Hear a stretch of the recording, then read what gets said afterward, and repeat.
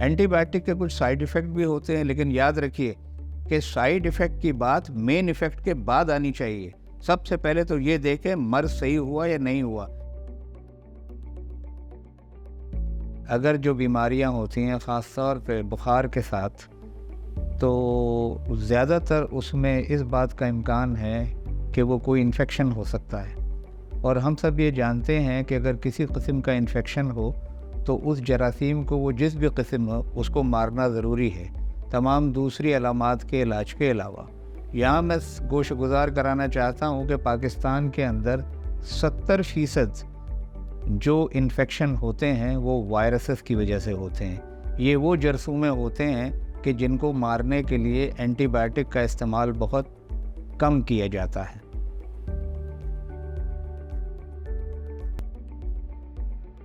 اب اس کے بعد ہم آ جاتے ہیں کہ ان 30%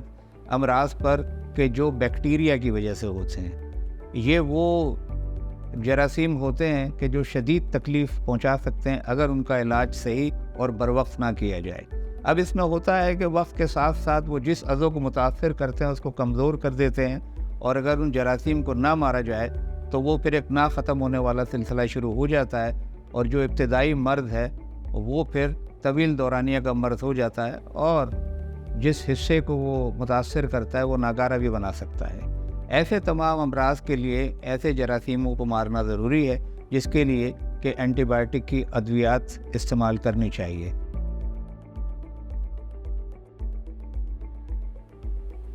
سب سے پہلے اس کی ذمہ داری اس طبی ماہر کے اوپر ہوتی ہے یا اس ڈاکٹر کے اوپر ہے جس سے مریض پہلی دفعہ رابطہ کرتا ہے، اور جب وہ پہلی دفعہ رابطہ کرتا ہے تو اس کو یہ فیصلہ کرنا چاہیے کہ آیا یہ کوئی وائرس کا انفیکشن ہے یا ایسا انفیکشن ہے جس کے لیے اینٹی بائیوٹک ضروری ہے۔ یہ پہلی چیز ہے کہ جو اس دور میں اکثر اینٹی بائیوٹک کو غیر مؤثر کر چکی ہے۔ تو سب سے پہلے اس کو یہ فیصلہ کرنا ہے، اور پھر اس کے بعد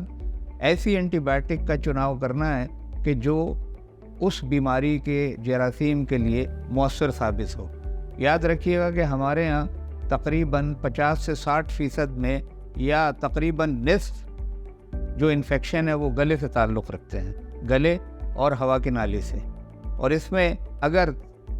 طبیب نے فیصلہ کیا ہے کہ یہ بیکٹیریا کا انفیکشن ہے تو اس کے اندر اس کو اینٹی بائیوٹک کی ضرورت ہے۔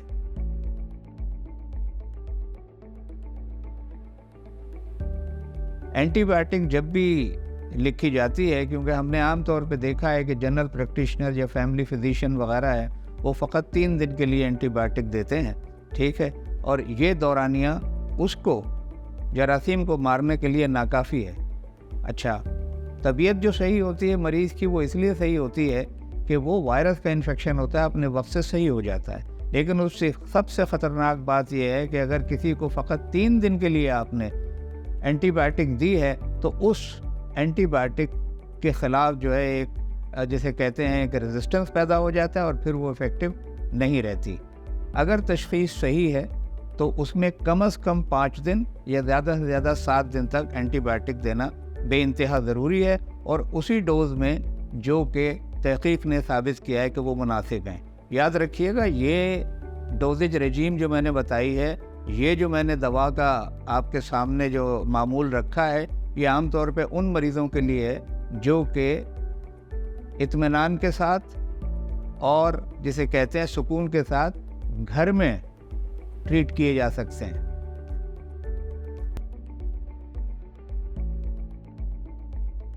مرض کی شدت ہے تو پھر ایسے صورت میں اس کو جو ہے اسپتال میں داخل ہونا چاہیے، اور اسپتال میں داخل کریں اسی مریض کو کہ جو آپ کے خیال میں کہ اگر ان کو ٹیبلٹ کی شکل میں اینٹی بائیوٹک دی جائے تو پوری ایبزارب نہ ہو، تو اب اس میں یہ ہوتا ہے کہ اس میں ہمیں پھر انجیکشن کا سہارا لینا پڑتا ہے، جو کہ لینا چاہیے کہ کم از کم شروع کے ایام میں انجیکشن میں دیا جائے۔ جب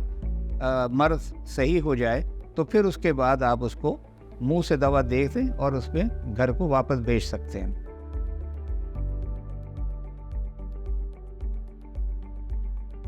اس میں ایک چیز جو ہمارے یہاں بہت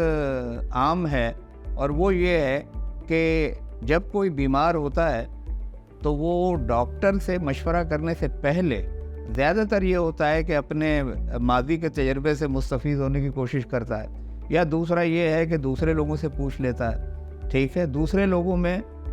وہ لوگ شامل نہیں ہیں جو طب کے ماہر ہیں۔ طب کے ماہر ہیں تو صحیح ہے، لیکن اگر اپنے دوستوں سے، اپنے احباب سے پوچھ کے کہ آپ کو یہ تکلیف ہوئی تھی تو یہ اینٹی بائیوٹک کارگر ہوئی تھی، یا دوسرے کو یہ ہوئی تھی، وہ اپنے مشاورت جاری رہتی ہے اور اس سے شدید نقصان ہو سکتا ہے۔ وہ کہ سارے لوگوں کو نہیں ہو پاتا، لیکن جن کو ہوتا ہے اس میں مرض کی شدت بڑھتی رہتی ہے اور وہ صاحب فراش ہو جاتا ہے۔ تو میں تمام سے گزارش کروں گا کہ اگر ان کو کوئی بھی بیماری ایسی ہو، ہر بیماری میں ویسے تو، لیکن اگر شدید بخار ہو تو پہلی فرصت میں اپنے معالج سے رابطہ کریں۔ وہ آپ کا جنرل پریکٹیشنر بھی ہو سکتا ہے، فیملی فزیشین بھی ہو سکتا ہے، ٹھیک ہے، تاکہ وہ اس بات کا فیصلہ کرے کہ آپ کو اینٹی بائیوٹک کی ضرورت ہے یا نہیں، اور اگر ضرورت ہے تو کتنے دن کی۔ میں نے بتایا کہ کم از کم 5 دن دینا لازمی ہے، چاہے دوسرے دن مریض بہتر ہی کیوں نہ ہو جائے، کیونکہ اگر آپ کی ڈائگنوسس صحیح ہے اور آپ نے اینٹی بائیوٹک کا چناؤ صحیح کیا ہے تو مرض بھی صحیح ہو جاتا ہے اور اس کے خلاف قوت مدافعت پیدا نہیں ہوتی۔ اس وقت ہمارے معاشرے میں، پوری دنیا میں جو سب سے بڑا مسئلہ ہے وہ یہ ہے کہ جو کافی مؤثر اینٹی بائیوٹک ہے اس کے خلاف قوت مدافعت لوگوں میں پیدا ہو گئی ہے، اور وہ جو کہ بہت اچھی دوا تھی وہ کارگر ثابت نہیں ہوتی، اور اس کا نتیجہ یہ ہوتا ہے کہ جناب وہ دوسری طاقتور دوائیں دی جاتی ہیں جو کہ انسان کے جسم کو نقصان بھی پہنچا سکتی ہے۔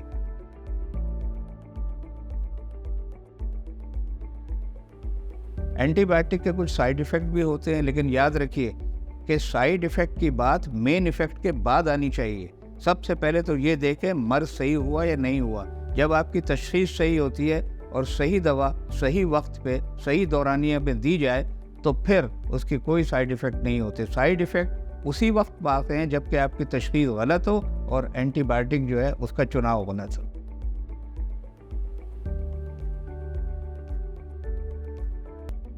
یہ فیصلہ ضروری ہے کہ بیکٹیریل انفیکشن ہے، دوسرا یہ ہے کہ صحیح اینٹی بائیوٹک کا چناؤ ہونا چاہیے، ٹھیک، اور اس کی دورانیہ جو ہے وہ کم از کم 5 دن ہے، زیادہ سے زیادہ 7 دن، اگر گھر پر علاج ہو رہا ہے۔ اسپتال میں بڑھ بھی سکتا ہے۔